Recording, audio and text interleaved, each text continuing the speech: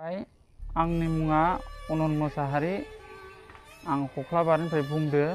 आंहा 5 बोसोरनि सासे फिसाला दङ। बेखौनो थांनाय शुक्रबारखालि आंनि बिसिया स्कुलाव दोनलांदोंमोन। बे समावनो सोरजोंबा खारफालांनाय आं सन्देह खालामदों। आंनि हिनजाव खारनाया दिनैजों 6 दिन जाबाय।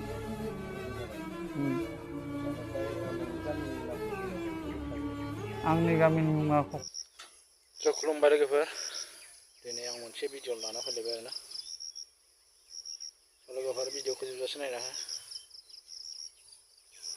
लोगोफोर अनन मोसाहारि बिथांनि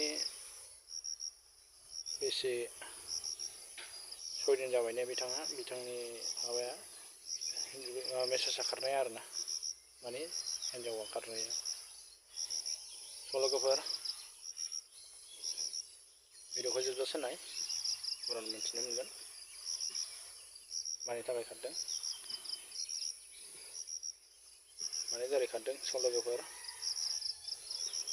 आं बेखौनो बुंनो सानोदि नोंथांमोनहा हाजासे गावजों गाव मदद होलायबानो जाबाय आरोना। गावजों गाव हेफाजाब होलाय। खैफोदनि समाव बयबो हेफाजाब होलायनांगौ बर'जों बर'। बिथांखौ आं सिगाङाव होनो नांगोन, बिथां सानैखौबो आं सिगाङाव होनो नांगोन। नोंथांमोनहा नुफ्लांबायोबा माने हमनानै दोन आरोना हिनजावखौ। लोगोफोर गावजों गाव हेल्प खालामलायो आरोना, गावजों गाव हेल्प खालामलाय।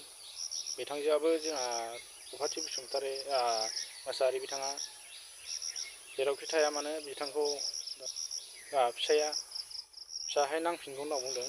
थारमाने गुबुनजों थांदों सन्देहबाबो बिथांखौ मुगैयाखै, मुजुवाखै।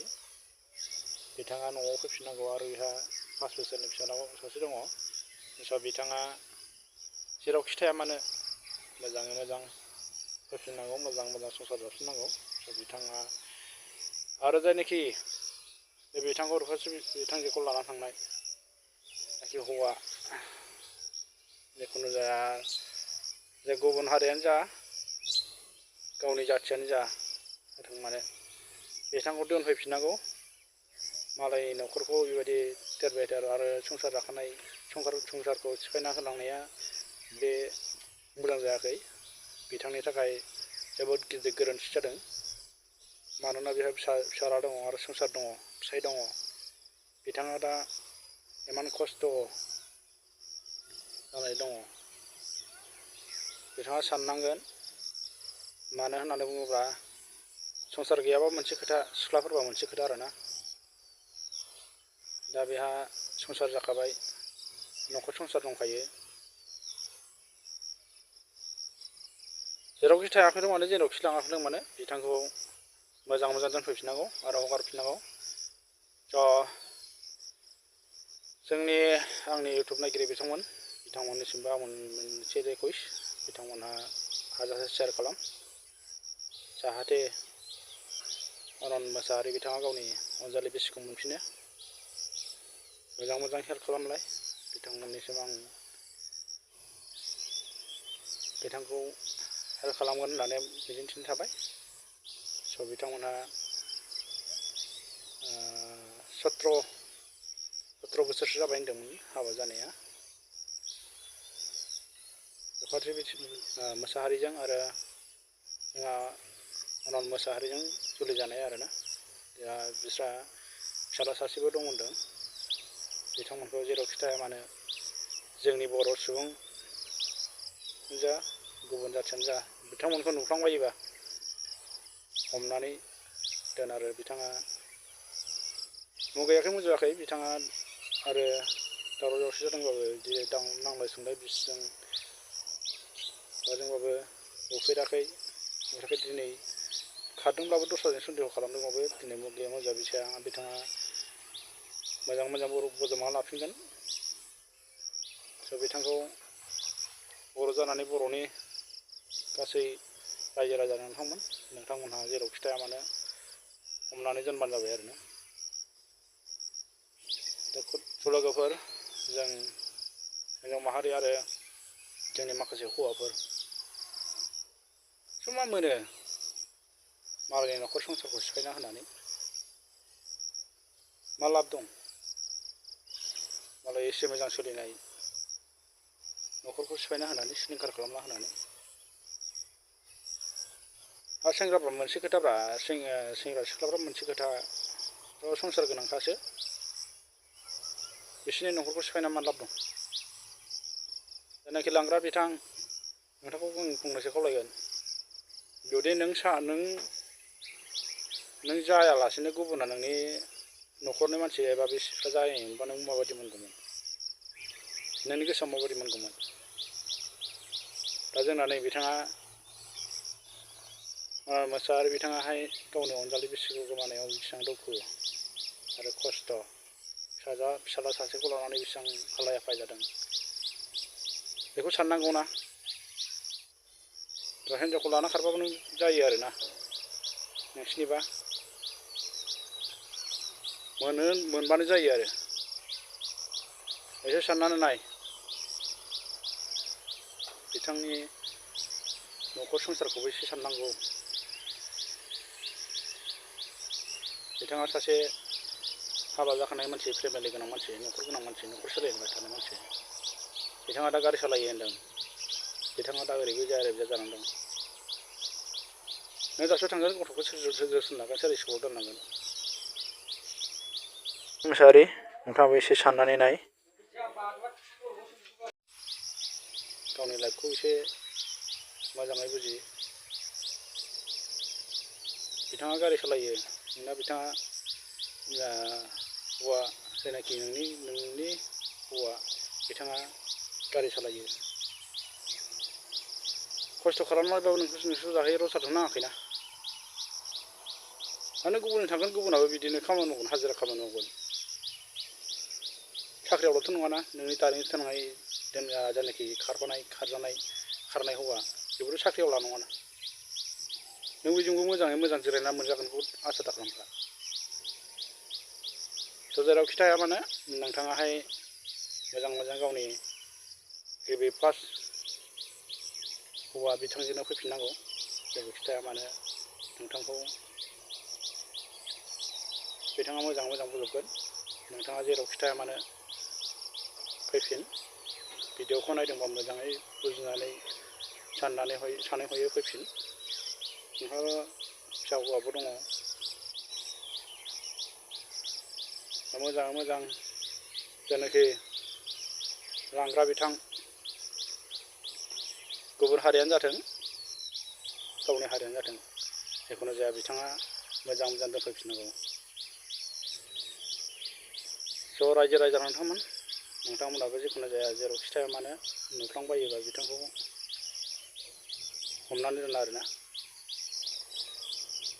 स' बेखिनिखौ दोननानै बेखिनिखौ बुंनानै आं दिनैनि भिडिअखौ बेखिनियावनो फोजोबनो सानबाय आसा खालामो रायजो राजा नोंथांमोनाबो मोजां हेल्प खालामनानै बिथांमोनखौ मदद खालामगोन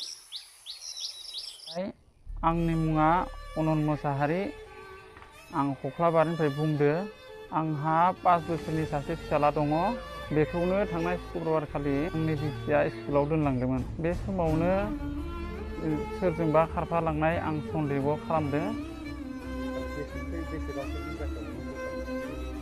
आंनि हिनजाव खारनाया दिनैजों 6 दिन जाबाय